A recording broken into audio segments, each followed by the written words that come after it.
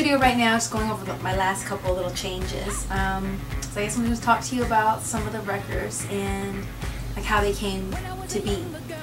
One of my favorite records, Higher, is actually, I have two favorite songs on this album. Usually for an album I don't really have a favorite song, but for this album I do have two favorites, and that's Higher and Why Are You. And Higher came really organically.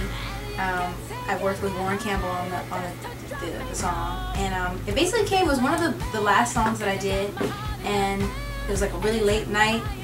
I sat in and I was like, okay, you know, the kind of vibe that I'm going for. I was talking to Warren about what I wanted, and he's of course like familiar with the stuff that I'd done already, and it was just like, okay, what to do now? And he didn't really know for sure where I was going. I played him some of the stuff that I'd done, but I was telling him like there's definitely, you know, I was able to work in like the electric guitar and some of the stuff, but I really want to capture something, and it's kind of just hard to really get instrumentation wise.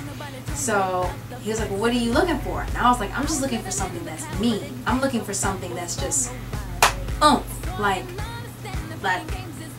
70s, 60s, like late 60s rock, that soul, that mean, with the lean, long Cadillac and fedoras, like that, just that kind of vibe, right? But like rock and roll.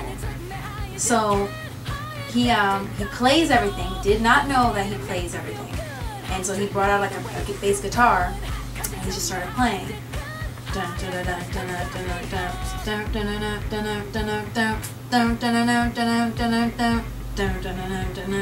I was like, that's it.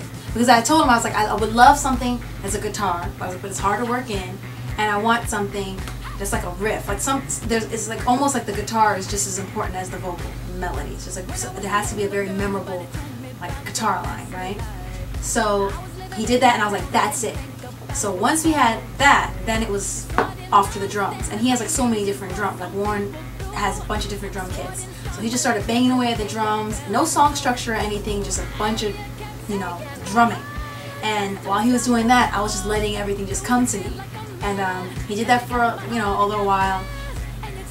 Laid down, like got the loop to what he wanted. Came in, and by that time I kind of had an idea. I didn't let anyone hear it yet because it was still in my head, but I get very embarrassed sometimes and shy around people. So when he came in, it was time for me to go do my thing, step in the booth and just like write, basically. I was like, all right.